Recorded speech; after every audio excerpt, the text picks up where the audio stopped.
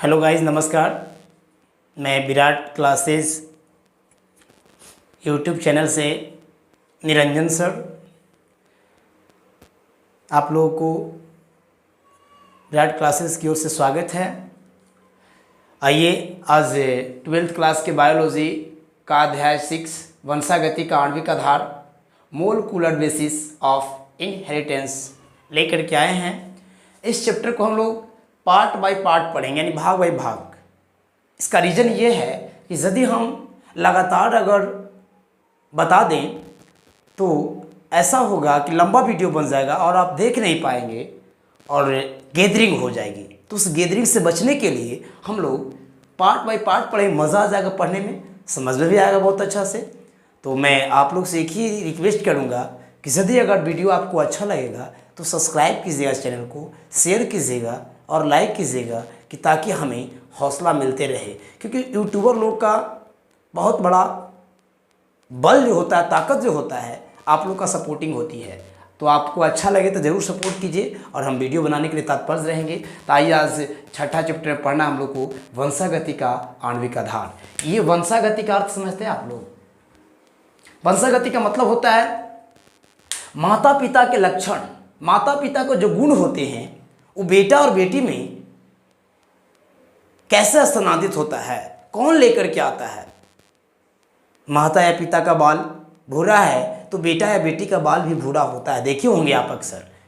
ये कोई ज़रूरी नहीं है कि हाँ मतलब अगर मम्मी का बाल भूरा है तो बेटा या बेटी का भी बाल भूरा होगा, ये ज़रूरी नहीं है क्योंकि पिताजी का बाल ब्लैक है। लेकिन ऐसा होता है कि माता पिता का लक्षण बेटा बेटी में आता है। ऐसा आप अक्सर सुने होंगे कि यदि आप कहीं पे मार्केट में गए हैं, आपको कोई नहीं पहचानता है लेकिन आपको पिताजी को पहचानता है तो आपको फट से बुलाता, बोलता है कि तू फलाना के बेटा कहाँ ही हो, इसे देखे में तो मुँह वही सही लग रहा है। तो आपको लगता है कि हमें कैसे पहचान लिए।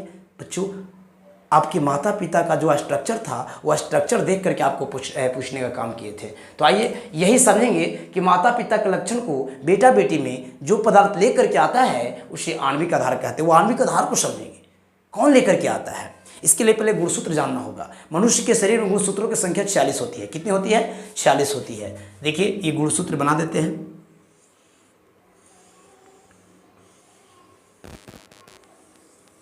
गुणसूत्र की संख्या 46 होती है।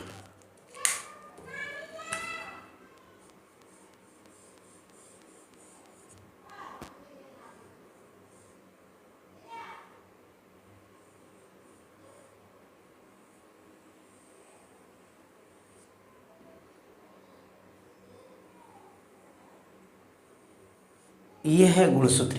इसको कटिंग किए हैं तो इस तरह से जो धागा जैसा संरचना इसमें है, बाहर करने के बाद इस प्रकार से ये निकला है। ठीक है, इस प्रकार से निकला है। बच्चों, गुणसूत्र का निर्माण जो होता है वो दो पदार्थ से होती है। कितने पदार्थ से? दो पदार्थ से। एक का नाम ये जो गुणसूत्र है, गुणसूत्र जो है ये दो पदार्थ से मिलकर के बना होता है। पहला डीएनए, जिसको आप न्यूक्लिक अम्ल कह सकते हैं, और दूसरा हिस्टोन प्रोटीन। Histone protein. ये जो गुणसूत्र है उसका निर्माण कितने पदार्थ से? दो पदार्थ से। एक डीएनए, दूसरा हिस्टोन प्रोटीन। माना गया है कि गुणसूत्र ही जो होते हैं माता पिता के लक्षण को वाहक होते हैं। गुणसूत्र ऐसा माना गया था। फिर ये रीजन पैदा होता है कि गुणसूत्र जो होते हैं दो पदार्थ से, ताकि कौन पदार्थ डीएनए लेके जाता है गुण को, हिस्टोन प्रोटीन लेकर के जाता है। तो यहाँ सवाल ये पैदा होता है बच्चों, हम बता रहे हैं कि डीएनए को न्यूक्लिक अम्ल भी कहा जाता है। कौन सा अम्ल कहा जाता है? न्यूक्लिक अम्ल। न्यूक्लिक अम्ल भी कहा जाता है। कैसे कहा गया थोड़ा समझेंगे। अभी हम बताएं कि डीएनए का निर्माण गुणसूत्र का निर्माण डीएनए हिस्टोन प्रोटीन से होता है। गुणसूत्र में आप डीएनए को तो देख रहे हैं लेकिन हिस्टोन प्रोटीन आपको दिखाई नहीं दे रहा है। आइए, हिस्टोन प्रोटीन जो होते हैं इसमें 4 प्रकार के होते हैं। कितने प्रकार के? एक होता है H2A, H2B, H3 और H4। ये 4 प्रकार के हिस्टोन प्रोटीन इससे पाए जाते हैं। ये चारों प्रकार के हिस्टोन प्रोटीन जो है इस प्रकार से 1 2 3 4 एकदम गेंद के जैसा चिपका हुआ रहता है। इसमें लिख देंगे H2A, H2B H3H4। और ये जो DNA है ये क्या करता है कि जैसे गेंद को रस्सी, देखिए रस्सी,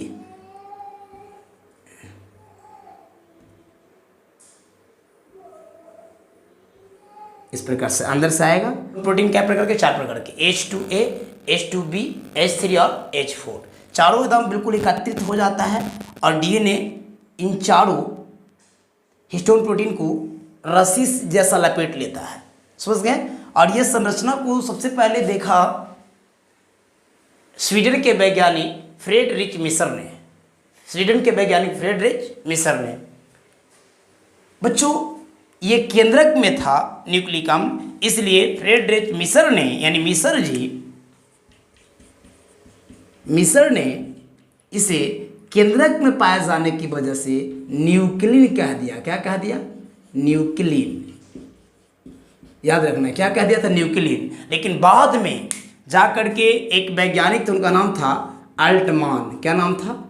अल्टमान। इन्होंने देखा कि ये जो न्यूक्लिन है, जिसको आप फ्रेडरिच मिसर न्यूक्लिन बता रहे थे, उसमें DNA के कुछ अम्ल के गुण पाए जा रहे थे। किसका गुण? अम्ल का प्रवृत्ति पाया जाता था इसमें, न्यूक्लिन में अम्ल की प्रवृत्ति पाए जाने की वजह से अल्टमान महोदय उसे न्यूक्लिक अम्ल कह दिए। क्या कह दिए? न्यूक्लिक अम्ल कह दिए। कौन कहे? अल्टमान जी। फिर समझेंगे। गुणसूत्र DNA और हिस्टोन प्रोटीन से बना होता है। सबसे पहले लोगों को मानना था कि आणविक आधार गुणसूत्र ही होते हैं, बाद में पता चला कि गुणसूत्र DNA और हिस्टोन प्रोटीन से मिलकर बने होते हैं। अब तो कन्फ्यूजन खड़ा हो गया कि अब DNA या हिस्टोन प्रोटीन अनुवांशिक पदार्थों का वहन करता है या फिर स्थानांतर करने का काम करता है। तब इस पर बहुत सारे वैज्ञानिक सर्च किए और प्रयोग किए, तो फिर यह पता चल रहा है कि DNA ही अनुवांशिक पदार्थ है। DNA एक प्रकार का न्यूक्लिक अम्ल है। कैसे? इसे सबसे पहले स्वीडन के फ्रेडरिक मिसर ने देखा था। कहाँ? केंद्रक में, जिसके वजह से न्यूक्लिक अम्ल को मिसर ने न्यूक्लिक अम्ल ना कह करके न्यूक्लिन कह दिया था। क्या कह दिया था? न्यूक्लिन कह दिया था। लेकिन कुछ दिनों बाद न्यूक्लिन में अम्ल जैसा गुण था, तो अल्टमान उसे न्यूक्लिक अम्ल के नाम से जानना शुरू कर दिया। फिर देखा गया, बाद में अध्ययन करने के बाद पता चला, अध्ययन करने के बाद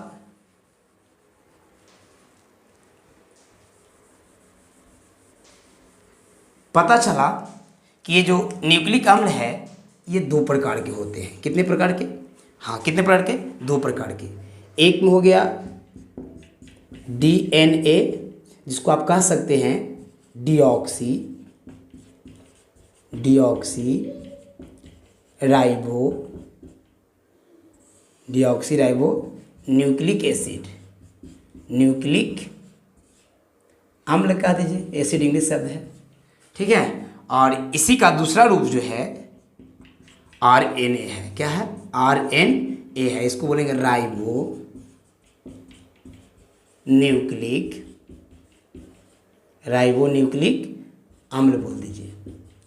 चलिए, अल्टमान जी वो पदार्थ में अम्ल के गुण पाए जाने की वजह से न्यूक्लिक अम्ल कह दिया। और ये न्यूक्लिक अम्ल क्या प्रकार का होता है? 2 प्रकार के, एक DNA और दूसरा क्या होता है? RNA। आप देखिए और कन्फ्यूजन पैदा हो रहा है। जैसे लोग को मानना तो है कि अनुवांशिक पदार्थों को संतानों में भेजने का काम न्यूक्लिक अम्ल करता था। न्यूक्लिक अम्ल क्या प्रकार के? 2 प्रकार के, एक DNA और एक RNA। DNA का पूरा नाम डिऑक्सी राइबोन्यूक्लिक एसिड हो गया और RNA का राइबोन्यूक्लिक एसिड है। आइए, तो हम कह सकते हैं, समस्या के DNA के RNA, यानी माता पिता के लक्षण को संतानों में DNA लेके आएगा कि RNA लेके आएगा? तो कह सकते हैं DNA कह सकते हैं कि DNA सभी सजीवों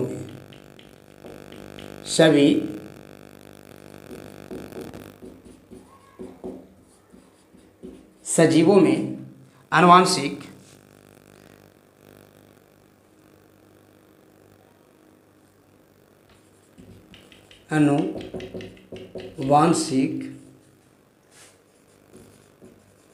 पदार्थ का कार्य करता है, सिवाय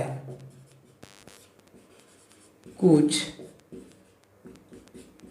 विषाणुओं जैसे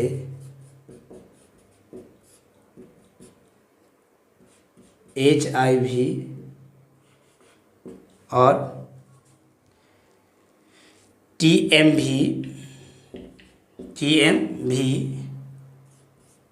इन्फ्लुएंजा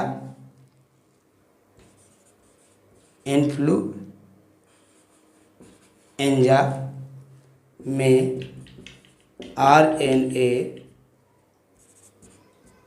आनुवांशिक पदार्थ का कार्य करता है। समझेंगे बच्चों, DNA सभी सजीवों में आनुवांशिक पदार्थ का कार्य करता है सिवाय कुछ विषाणु जैसे कि HIV human immune deficiency virus, TMV tobacco mosaic virus, influenza में RNA, यानी कहा जा रहा है ना कि सभी सजीवों में DNA ही आनुवांशिक पदार्थ का काम करता है, यानी माता पिता के लक्षण को बेटा बेटी मिलाने का DNA ही करता है। लेकिन कुछ ऐसे वायरस हैं HIV TMV इन्फ्लुएंजा, उनमें आनुवांशिक पदार्थ का कार्य RNA करता है। याद रखेंगे, सभी जीवों में आनुवांशिक पदार्थ का काम कौन करता है? DNA करता है सिवाय कुछ वायरस के। वायरस का नाम HIV TMV इन्फ्लुएंजा, ये सभी में आनुवांशिक पदार्थ का वाहक का कार्य RNA करता है, लेकिन सभी जीवों में आनुवांशिक पदार्थ का काम DNA करता है। कोई दिक्कत? चलिए अब कहीं कि सर तब ये बताइए कैसे इतना साबुत के साथ कह सकते हैं कि DNA ही आनुवांशिक पदार्थ है। इसके लिए कुछ वैज्ञानिकों ने प्रयोग किया। क्या किया? प्रयोग किया, और उस प्रयोग के माध्यम से साबित करने का काम किए कि हाँ सच में DNA ही आनुवांशिक पदार्थ है, सच में DNA ही आनुवांशिक पदार्थ है। आइए इस पर DNA आनुवांशिक पदार्थ होता है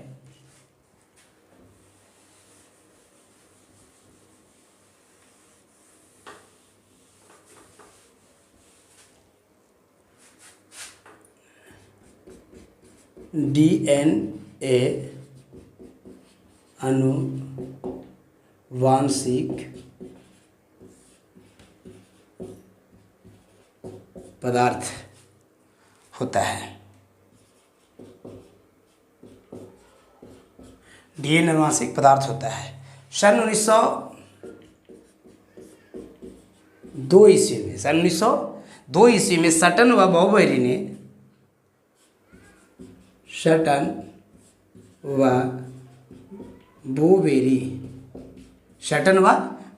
ने यह प्रस्तावित किया कि आनुवांशिक सूचनाओं, देखिए DNA आनुवांशिक पदार्थ होता है। यह कब पता चला? सन 1902 ईस्वी में सटन व बोवेरी दो वैज्ञानिक थे, सटन और बोवेरी से। यह साबित किया 1902 ईस्वी में कि आनुवांशिक पदार्थ जो होते हैं वो DNA ही होते हैं। माता पिता के लक्षण जो होते हैं बेटा बेटी में ले जाने का काम DNA ही करता है। किसने करता है? हाँ, DNA ही करता है। लेकिन बच्चों आप कह सकते हैं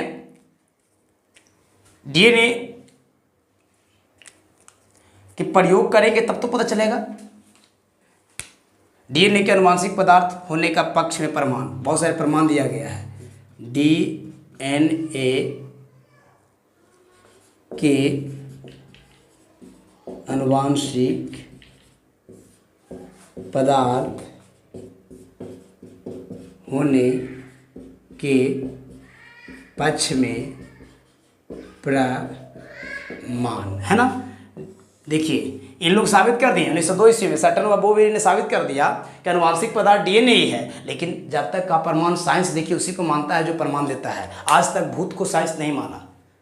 लोग भगते रह गए कि हाँ भूत होता है, लेकिन भूत को साइंस नहीं माना क्योंकि उसका प्रमाण नहीं है, साबुत नहीं है। DNA के आनुवांशिक पदार्थ होने का पक्ष में कई प्रमाण हैं। जैसे पहला प्रमाण है, कह सकते हैं पहला ग्रिफिथ का रूपांतरण प्रयोग।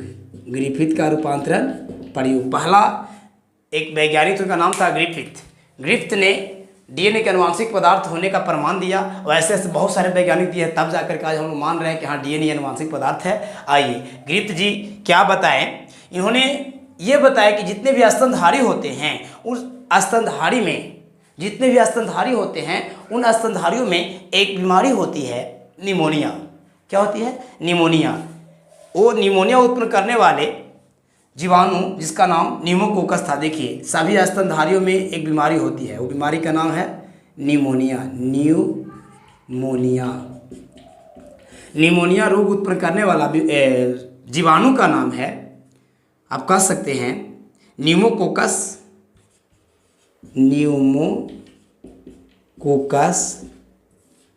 या डिप्लोकोकस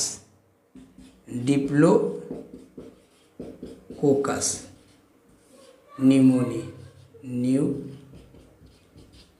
देखिए ग्रिप्त का रूपांतरण प्रयोग में क्या हुआ? सभी स्तनधारियों में एक बीमारी होता है, उसका नाम है निमोनिया। निमोनिया कोई पूछे कि किस जीवाणु से होता है तो कहेंगे न्यूमोकोकस से। किससे होता है? याद रखना है, निमोनिया किस जीवाणु से? न्यूमोकोकस से। न्यूमोकोकस का दूसरा नाम डिप्लोकोकस निमोनी है। डिप्लोकोकस निमोनी, ये डिप्लोकोकस निमोनी से निमोनिया नामक बीमारी होती है। और ये जो न्यूमोकोकस है, ये न्यूमोकोकस ग्रिफिथ ने न्यूमोकोकस को 2 वर्गों में बांट दिया। ग्रिफिथ देखें कि न्यूमोकोकस जो है ये 2 प्रकार के पाए जाते हैं। क्या प्रकार के? 2 प्रकार के। कई कौन कौन है? तो पहला है उग्र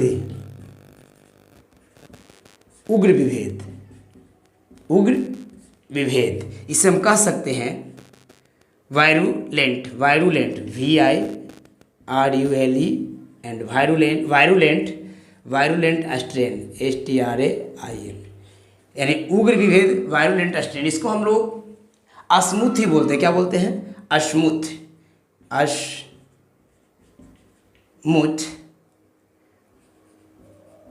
वाले। इनका भित्ति जो होती है चिकनी होती है, इसलिए हम शॉर्ट में एस स्ट्रेन भी कहते हैं। क्या कहते हैं?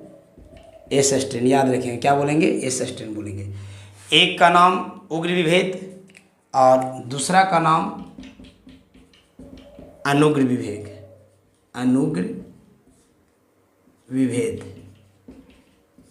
यानी नॉन वायरुलेंट। इसमें होता है रफ। कैसा होता है? रफ, ROUGH, रफ वाले। इनकी भित्ति रफ होती है, इसको हम इसको कह सकते हैं आर स्ट्रेन। याद रखेंगे स्तनधारियों में एक बीमारी उत्पन्न होता है निमोनिया। यह निमोनिया जीवाणु से होता है। कौन जीवाणु से? न्यूमोकोकस या डिप्लोकोकस निमोनिया कह सकते हैं। इसे ग्रिफ्थ ने न्यूमोकोकस को 2 वर्गों में बांट दिया, एक उग्र विभेद, दूसरा अनुग्र विभेद।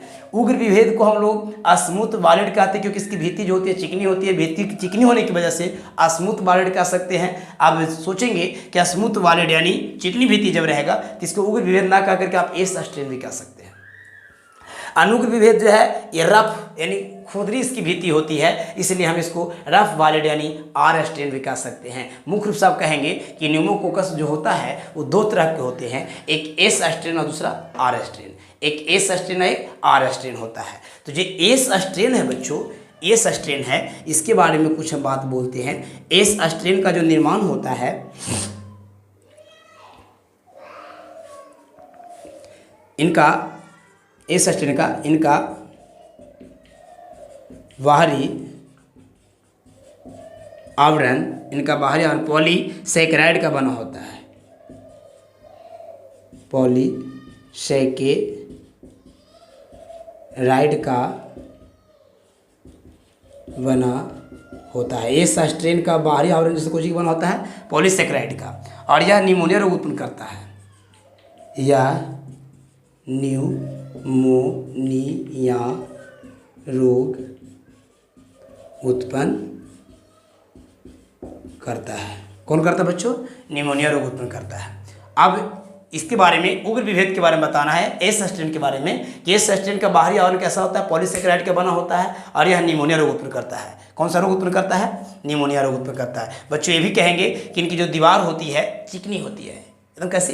चिकनी होती है, जिससे वैसे हम एस स्ट्रेन भी कह सकते हैं। अब अनुग्र के बारे में चर्चा करें तो अनुग्र जो होती है इनकी बाहरी आवरण जो होते हैं पॉलीसैकेराइड का बना हुआ नहीं होता है। कह सकते हैं कि इनका जो बाहरी आवरण है, अनुग्र विभेद का बाहरी आवरण जो है पॉलीसेकेराइड का बना हुआ नहीं होती है। और एक दूसरा बात है कि अनुग्र विभेद रोग उत्पन्न नहीं करता है। तो बताना है मनुष्य में या फिर जितने जंतु हैं उसमें निमोनिया रोग उत्पन्न होती है वो न्यूमोकोकस से होती है या डिप्लोकोकस से होती है। न्यूमोकोकस को गिरफ्त महोदय कितने वर्गों में बांट दिए? 2 वर्गों में, एक एस स्ट्रेन और दूसरा आर स्ट्रेन।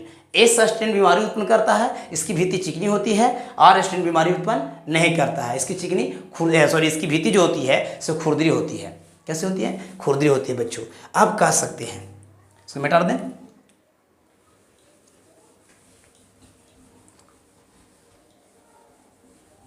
आप ये कह सकते हैं कि सर ये बताइए कैसे आप इतना दावा के साथ कह रहे हैं कि एस स्ट्रेन ही बीमारी उत्पन्न करता है, आर स्ट्रेन बीमारी उत्पन्न नहीं करता है। इसके बारे में गिरफ्त महोदय प्रयोग किए। आप प्रयोग में क्या लिए? प्रयोग किए, क्या किए? हाँ, प्रयोग किए। प्रयोग में पहला प्रयोग में क्या किए? पहला प्रयोग में एस स्ट्रेन बैक्टीरिया जो था, एस स्ट्रेन बैक्टीरिया को चूहा में, कहाँ? चूहा में इंजेक्ट किया, चूहा में प्रवेश करवाया। याद रखेंगे गिरफ्त महोदय अपने प्रयोग को दर्शाने के लिए कि एस स्ट्रेन, आखिर एस स्ट्रेन ही रोग उत्पन्न क्यों करता है और आर स्ट्रेन रोग उत्पन्न नहीं करता है, या फिर ये भी कन्फ्यूजन हो रहा था कि आर स्ट्रेन करता रोग उत्पन्न कि एस स्ट्रेन करता। इसको साबित करने के लिए एक चूहा लिए और बारी बारी से दोनों को एस स्ट्रेन और आर स्ट्रेन को इससे प्रवेश करवाएं। एस स्ट्रेन को माइस मतलब चूहा, माइस मतलब चूहा में जब इंजेक्ट करवाएं तो चूहा क्या हुआ? मर गया, यानी डेड हो गया, यानी माइस डेड। क्या हो गया? डेड कर गया। कब? जब एस स्ट्रेन को प्रवेश करवाएं और जब आर स्ट्रेन को प्रवेश करवा रहे हैं माइस में, तब माइस यानी चूहा लीव यानी जीवित रहेगा, यानी कोई दिक्कत इसको। एस स्ट्रेन को चूहा में जब प्रवेश कराया तो चूहा क्या हो गया? डेड हो गया, मर गया। आर स्ट्रेन को जब चूहा में प्रवेश कराया तो चूहा क्या हो गया? बच रहा है, कोई दिक्कत नहीं हो रही है। अभी क्या किया गया कि एस स्ट्रेन को, किसको? एस स्ट्रेन को हिट किया गया। क्या किया गया? हिट करके किल्ड यानी मार दिया गया। हिट करके हिट किल्ड, किया double E D, hit killed कर दिया। किसको किया गया? एस स्ट्रेन को। एस स्ट्रेन को अभी हिट किल्ड कर दिया। किसको? हिट मतलब गर्म करके मार दिया गया एस स्ट्रेन को। और बाद अभी माइस में प्रवेश करवाया गया। माइस में जब प्रवेश करवाएं तो ये माइस लिव यानी जीवित है, कोई दिक्कत नहीं था। देखिए एस स्ट्रेन को चूहा प्रवेश करवाएं, चूहा मर गया। आर स्ट्रेन को चूहा प्रवेश करवाएं, चूहा जीवित है, कोई दिक्कत नहीं है। अब एस स्ट्रेन को गर्म किए जिससे वो मर गया और उसके बाद चूहा प्रवेश करवाएं तो चूहा जीवित है, कोई दिक्कत नहीं था। लेकिन अभी क्या किया गया कि जो हिट किए हैं, हिट किल्ड जो है एस स्ट्रेन, हिट किल्ड कौन था? एस स्ट्रेन था ना, क्योंकि एस स्ट्रेन को गर्म किए थे। एस स्ट्रेन को किसके साथ में मिलाया गया? आर स्ट्रेन में, R S T R A,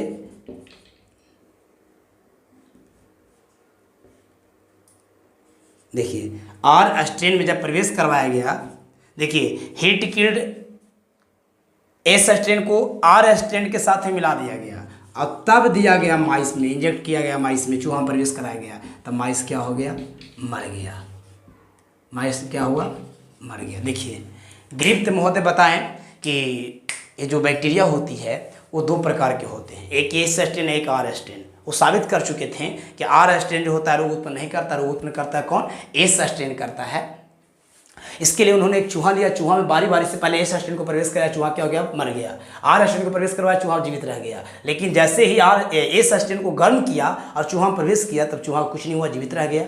अभी दिमाग क्या लगाएं कि हिट करके किल्ड मतलब जो हिट किए थे, गर्म किए थे एस स्ट्रेन को, मार दिए थे, उसको आर स्ट्रेन के साथ मिला कर चूहा मिलाएं, तब चूहा फिर से क्या हुआ? डेट हुआ। यहीं पे उन्होंने निष्कर्ष निकाला, हो न हो एस स्ट्रेन में कुछ ऐसा पदार्थ होगा, एस स्ट्रेन में कुछ ऐसा पदार्थ होगा जो पदार्थ आर स्ट्रेन में चला गया होगा और आर स्ट्रेन में इसकी कोशिका कुछ बना होगा और फिर से निमोनिया रोग उत्पन्न कर दिया होगा, चूहा क्या हो गया? मर गया होगा। देखिए क्या दिमाग लगाएं गिरफ्त महोदय कि एस स्ट्रेन तो मर गया था, लेकिन इसमें कोई तो पदार्थ होगा जो आर स्ट्रेन में गया और आर स्ट्रेन में जाने के बाद अपनी संख्या को फिर से बनाया और बनाने के बाद में चूहा में निमोनिया रोग उत्पन्न किया और चूहा को मार दिया। लेकिन इन्होंने यहीं तक बताया कि कौन पदार्थ बना, ये नहीं बताया।